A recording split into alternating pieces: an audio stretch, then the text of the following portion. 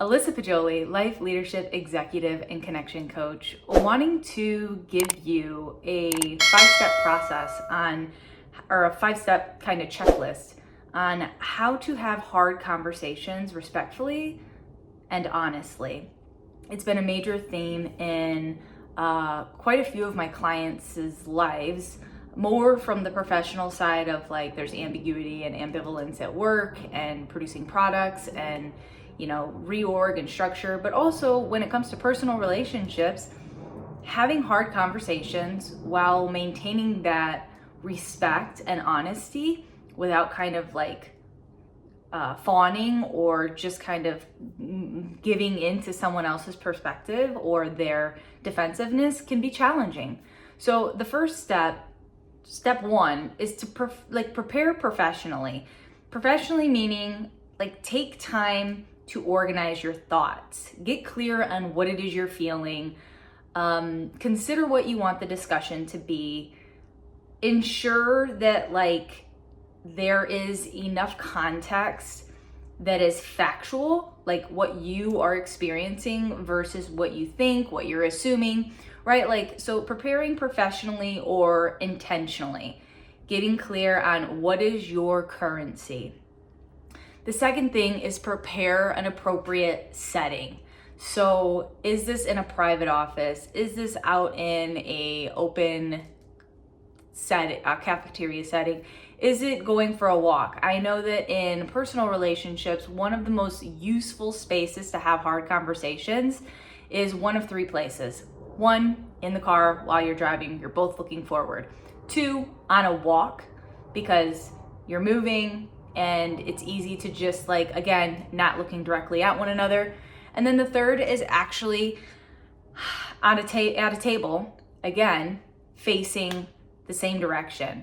Some people actually like to sit back to back. That might be something you try too, just so that you can still feel the connection, but you're not being directly across from one another, because that can sometimes be interpreted as that there's a fight, we're going against each other versus we're going together in the same direction. So select an appropriate setting. You get to discover what that means for you. The third is initiate with empathy and understanding. A lot of the times when we're wanting to have a hard conversation, we're wanting to go in with what our truth is and what we want the outcome to be. And there's a subconscious way of wanting to be right. Or have it go our way. So when we lead with empathy and understanding, it's listen to understand versus listen to respond. And applying empathy means just being willing and able to put yourself in someone else's shoes. Be willing to verbalize and validate that you can see their point of view. You can understand where they're coming from. When we empathize with other people, it builds that trust and safety. And when we validate them, it just ensures that we're hearing them and understanding them. It does not mean that we are validating them. We are agreeing with them. So validation and agreement are 2 completely different things. The fourth is communicate clearly and professionally. So really wanting to speak from not only your facts, so not saying I feel or he said, she said, you do. Whenever you are speaking clearly, come from an I statement perspective.